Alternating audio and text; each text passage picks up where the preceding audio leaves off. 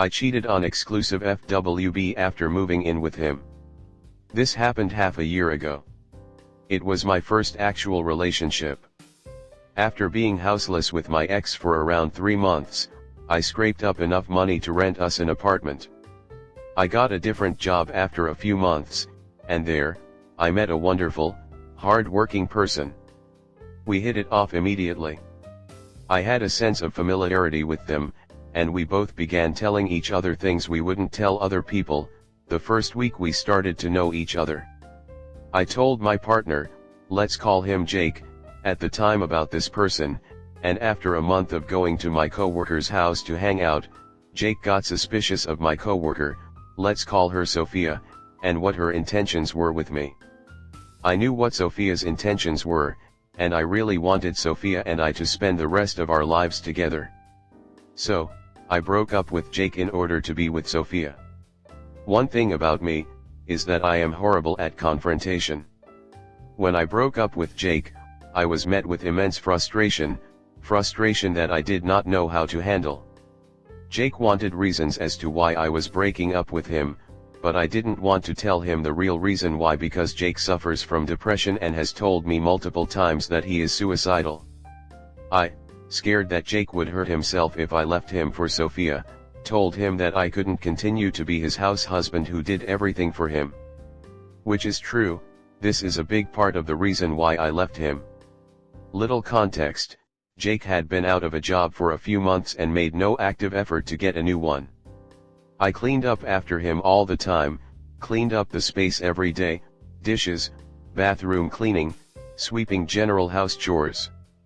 No matter how many times I told Jake that he needed to contribute to our apartment, he always found an excuse or a way to not deal with it, or just went on his phone and forgot about it. My autism won't let me clean dishes because the gunk overstimulates me. Sorry, I was asleep all day, to something I ask him to do before I leave for work.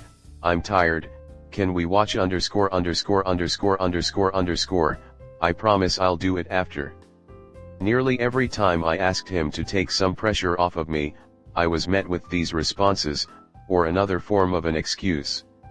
Anyway, I just felt like I was the only one putting in effort, and I got tired, to the point where I nearly lost my mind. I lost all romantic feelings for Jake in those months where I did everything for him. Sophia knew how to take care of herself. She was self-made, self-sufficient, makes me smile effortlessly, had goals, just like me. Of course, she had many qualities on top of that.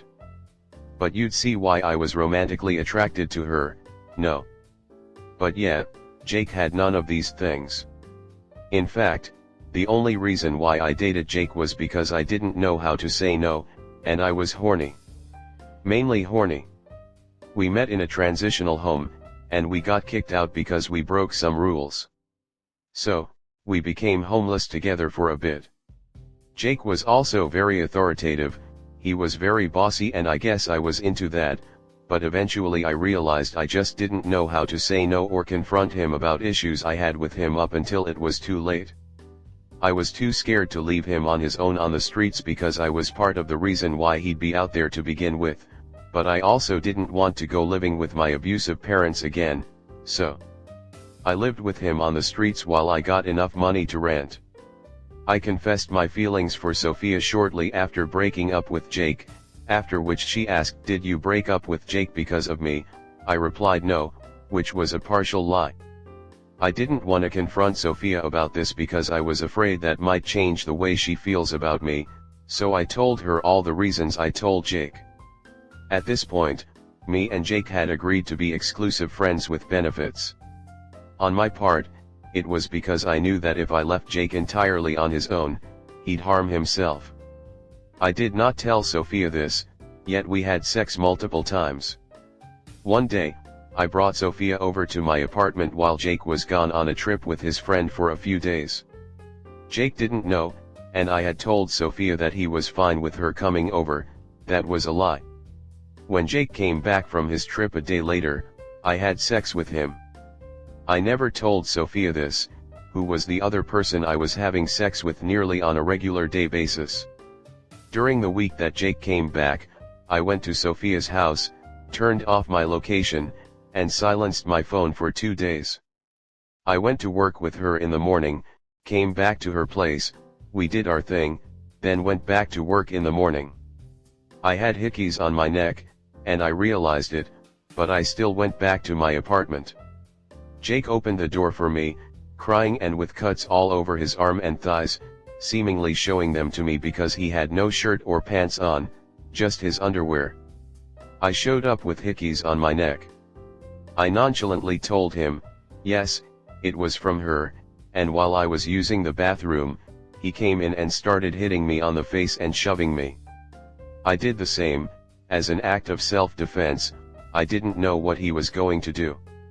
His friend, who was over at the time, de-escalated this. Later that night, Jake went to the ER after threatening to kill himself 3 times and banging his head against walls for hours.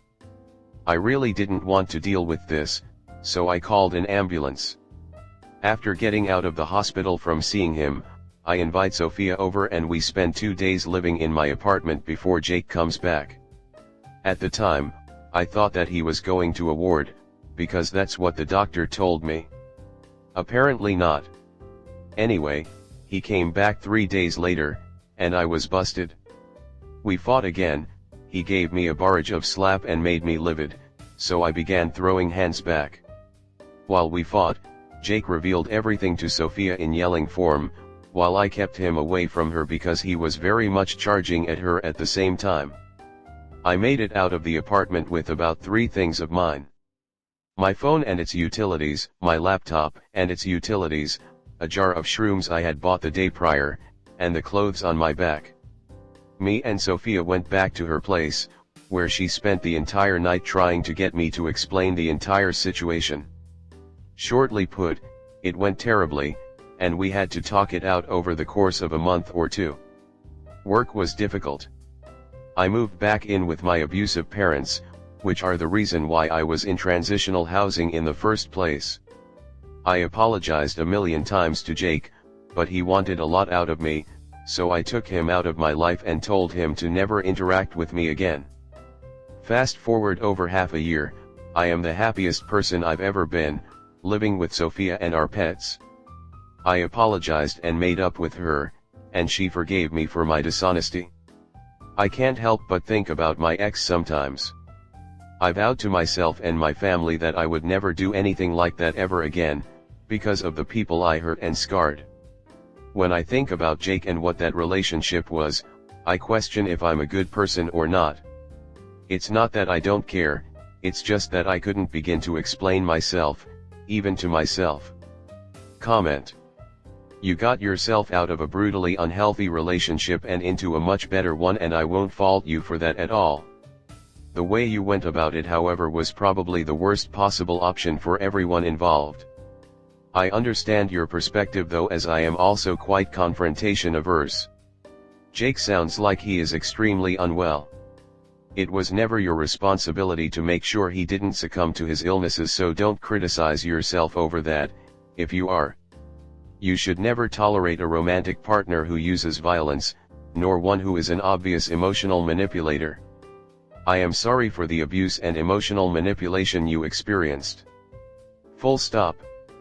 Beyond that, I hope at some point you develop some character and integrity. So you knew this guy was depressed and suicidal and still cheated? LOL. Wow. Next story 2. Cheated on while pregnant. Yup, you read it? Wasn't even 24 hours after having my C-section when I got sent a video of what was my BF in bed with another woman. He cheated on me when I was about 7 months pregnant with his ex, who he still sees because they share a child. She wanted revenge because I was the first and only person he dated after they broke up when she was pregnant in 2019. So after I gave birth, she decided to send me a video of him in her bed. What an evil fucking thing to do. It wasn't the first time he cheated on me, and he had spent the first half of my pregnancy in jail for DV.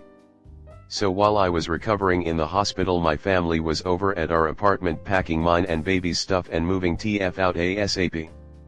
I gave him more than enough chances and had hoped our baby was going to change him for the better. I know he was the cheater, but they're both to blame. She was acting civil and nice to me knowing she fucked him. We were talking about making sure our kids would have a sibling relationship no matter what. Nope, she decided to put her revenge over her child's future relationship with her sister. I facilitated one visit with all of us together, and being in the same room as them was too triggering. I was diagnosed with PTSD from the betrayal. I'm not exposing my child to someone who purposely causes me harm. I'm kinda glad I didn't find out sooner, because I had a great pregnancy and that would have ruined it for me. My birth was ruined, and the weeks after. I was supposed to be filled with joy at home with my newborn. Instead, I cried over the sudden breakup, adjusting to a new place to live and dealing with the trauma of the video. I've never told my family and friends about the cheating.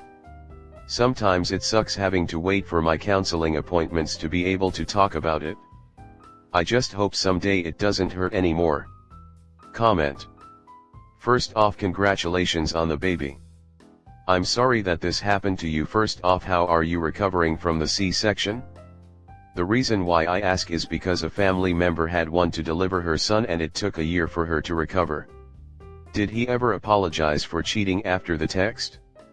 Lastly, I would let your loved ones know about the DV and cheating. Do not take him back, you deserve better. God bless you and your little one. They know about the DV. While in the hospital I told them that's why I didn't want to go back home instead of it being that and cheating. I'm just embarrassed. Thank you. Baby and I are happy and healthy. I recovered unusually well from my C-section. I didn't take any of the narcotics they offered and had very little pain. I have a high pain tolerance though. I'm almost 4 months postpartum and have resumed all activities. Sometimes my tummy is sensitive and gets sore, especially on days I've done a lot. Otherwise the betrayal has been more painful than the procedure. He did apologize. That doesn't make up for it though. He explained that's why he became distant towards the end of my pregnancy, because the guilt was eating away at him. He continues to apologize and beg for me back. I do have to say this though, and please don't take this the wrong way. If in the future you have a man who puts his hands on you and you are not threatening his life with a weapon like a gun or a knife, never give them a second chance. Never talk to your ex unless it's about the baby. Is he involved in the baby's life?